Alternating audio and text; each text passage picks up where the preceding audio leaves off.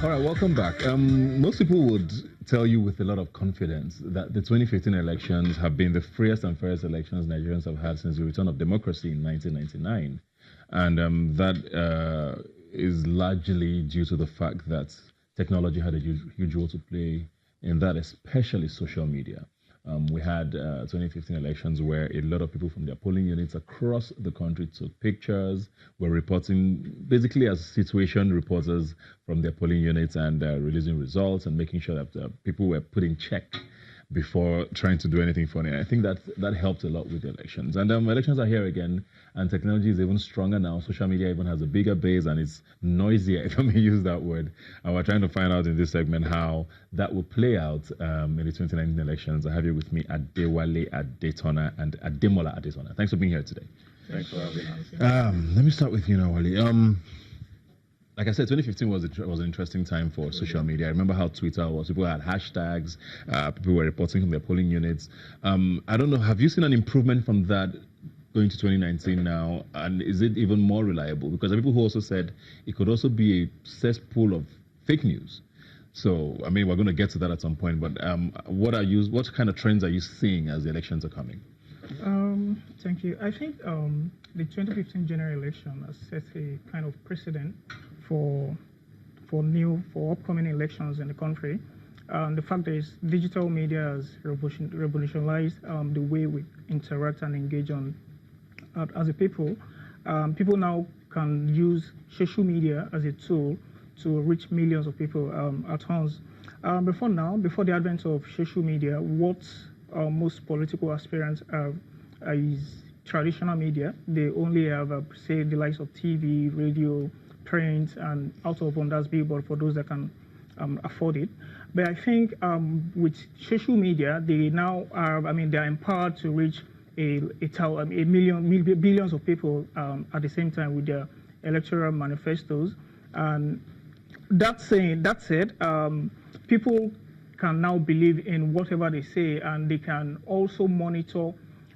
One thing about social media is, it's real time. You can monitor the conversation, you can monitor trends, you can get feedback instantly, as opposed to traditional media. But going into the 2019 general elections, I think there still needs to be a lot of work to be done in terms of electoral reforms. Kudos to INEC, for being fair enough. The last election was transparent enough, but I think we can still do more as a people. Yeah. Looking at the 2019 elections now, I mentioned earlier about fake news, which has become such a term now, started, of course, with the President of the United States, and it's become a global statement now. We hear it everywhere from politicians, from people, and it's a real thing because sometimes it's what we call clickbait, where you see a headline that is completely untrue just so that you can click on it, and some people fall victim to that. And people also are worried about what that would bring with the 2019 elections, where falsehood could be spread very easily because people are looking for anything to latch onto. How are you looking at, like you said, how things are shaping up for 2019, also regards to fake news? The Nigerians are getting wiser. Thank you, Buka. Nigerians are getting wiser by the minute. The same set of people that will consume your content, that will consume your collaterals, as also the same set of people that will criticize it. Mm-hmm. Yeah. In the US already, clickbait is now illegal. You can't do it in the US. But in Nigeria, I think Facebook and other people there putting a check to that. Because they did some summit recently, and it's all about fake news and how to curb it. So it's your own thought responsibility when you consume it, whether to believe it or not. Yeah. So when you see a fake result or a fake news, or when you divulge one, the people that you are diverging to, things have changed. Like I said, they are smarter than you, so they know where to go and check. They know where to go and double check whether you are saying the truth or not. So it's left for you as a divulger and as a consumer. Do you think social media is overrated though? Because you look at the Nigerian population is close to 200 million. Yeah. Voting age is probably about half that, give or take. Social media has roughly 10, 15 million people put together. If you look at it in the context of Nigeria, the most powerful place, of course, being Twitter, where there's probably about 5 to 7 million people who are active Twitter users. Is that a true reflection then? Because we tend to talk about social media a lot, but is it really that powerful or important? Yes, it is. But apart from the social media participation, you should also not undermine the place of community participation.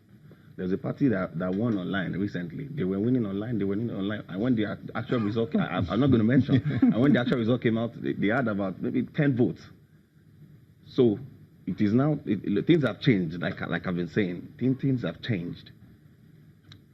Let's say in the US recently, the people that won the election, that actively participated in the elections, were the millennials, the people from 18 to 40. So these people are the important people. So you need to separate them. We cannot separate them enough, but the 18 to 40, the millennials, those are your demography. So if you have those right people that you are divulging your information to them, then you are good to go. Yeah.